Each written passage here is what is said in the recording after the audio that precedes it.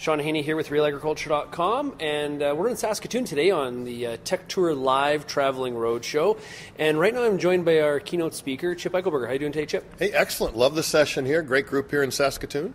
People were energized this morning. Yeah, it was fun. It was fun to see light bulbs go on in the audience as you're, talking about different topics. It really was fun to get people to, I think, reevaluate. Hey, maybe there's some things I'm doing great, but maybe I got to take a hard look at myself and my lifestyle. Yeah, so today we're going to talk about a little bit about fitness and being active and healthy.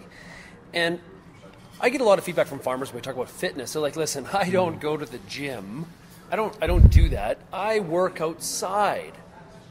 I lead a fit lifestyle because I'm a farmer and I'm outside. Right. It seems like a bit of a misconception to me. Well, I think you have to look at the difference between being fit and being healthy. I mean, you can be actively moving and in good shape, but if you don't have a healthy diet, there's a big difference. That's why somebody who can be a marathon runner who can drop dead of heart disease because their body was in shape, but they weren't giving them the nutrients and the things that needed to really be effective healing themselves. What I try to talk about is get people to think long term. And I think it's interesting when I did my interviews with some of the different growers and some of the different farmers, it was neat because they had multi-generations. And I asked them, my dad's 84, dad's 86, he's still out there helping. Well, because he's still active. That ability to move long term is crucial to health. And I think now maybe with some of the automation in farming, people aren't moving as much as they used to. They're sitting in their truck a lot, or they're sitting and they're spraying and they're planting, or they're seeding and they're harvesting. So it's really about movement. And all the new research, I cited that one study that was in the Globe and Mail, because I'm going for 100. I'd like to live to be 100. And it's not necessarily how long you live, it's how high a quality of life do you have in terms of mental faculties and health. And it was talking about people who want to fight Alzheimer's or dementia. And the key they found was the same thing to fighting cardiovascular disease. It was the heart. And to train your heart, moving at a rate where your heart rate isn't really getting up, that doesn't train that muscle. It's like if you're in the gym and you want to build your biceps and you're doing curls, if you do 10 pounds, if you're a guy, over and over and over, it's not going to build that. What do you have to do? Build resistance, higher weights. Same thing with building your heart. You've got to train harder, and it's that interval training where, it's having the elliptical, it's having the treadmill, it's having running or whatever. Maybe you don't want to run, but you can still get where you have to monitor your heart and measure it and get it up. The statistics I use is if it's 180 minus your age. So if you're 50, 180 minus 50 is 130. So you need to be getting your heart rate 125 to 135. That's why you see people in the gym on the treadmill going at a slower speed. Well, it's great you go a half an hour, but your heart never gets above 80. You're not going to work that muscle. Yeah. Well, you and I actually in the hotel here, we had a good workout side by side, had a good chat this morning. You mentioned the eating component. And so during seeding or planting time, there is not a lot of time to say ride your bike or hit the gym.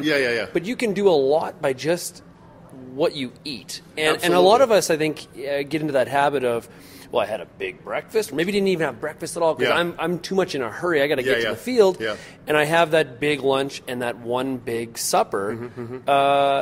Is that the way you should approach a diet? Well, I got a couple good ideas. Number one, starting off your day from I have if anybody's out there, Google "Get Switched On Energy Schedule." You can see an energy schedule where you can plot how often you're moving, but there's also 5 tips for health and vitality. Because I think health is energy, health is vitality. And your body's 70% water. One of the key things you need to do is to drink more water. First thing in the morning, break your fast by drinking water. If you Google "Get Switched On Smoothie," I've got an awesome smoothie you put in the blender because the key to health really is common sense. Eat live foods. 50% of what passes your lips should be live food. So in the smoothie is some juice, maybe some coconut water, filtered water, a bunch of spinach, a bunch of kale, which is very alkaline for your body. And then you can throw in some frozen blueberries, stain it purple, whatever frozen fruit, from mango to pineapple to bananas. So starting your day with that smoothie is good. But also, if you're going to be out working the fields all day, bring a cooler with you. Don't rely on that big dinner and eating late, because that's just a guaranteed way to not have a good sleep because your body's working all night digesting the food. Smaller meals, smaller munchies throughout the day is a more effective way to eat. So, and I'm a big believer, too, in just the power of green juicing. I really recommend that. I mentioned that documentary. You can watch it on Netflix for free, probably, Fat, Sick, and Nearly Dead. where Joe Cross was 100 pounds overweight, went on a 60-day juice fast, no solid foods, lost 90 pounds in 60 days and healed his body by getting all the good nutrients in his body. So there's some simple things you can do. Cut out soda. Number one source of calories for people in North America is soda. 10 teaspoons of sugar a day. And some people aren't drinking a 12-ounce soda. They're drinking a 64-ounce soda. You got the big gulp. Get the big gulp, absolutely. So, cut out the soda, smaller meals more often, then you don't have to have the gigantic meal. Just a couple simple things you can do. Yeah, Chip, thanks a lot for joining us today, and I guess tomorrow we're in Brandon. There we go. Looking forward to the bus ride. Here we go. It's going to be a long bus ride from Saskatoon to Brandon. There we go. We say that with energy right now. I don't know if we'll feel that tomorrow, but we'll do our best. Thanks a lot, Chip. Hey, thank you.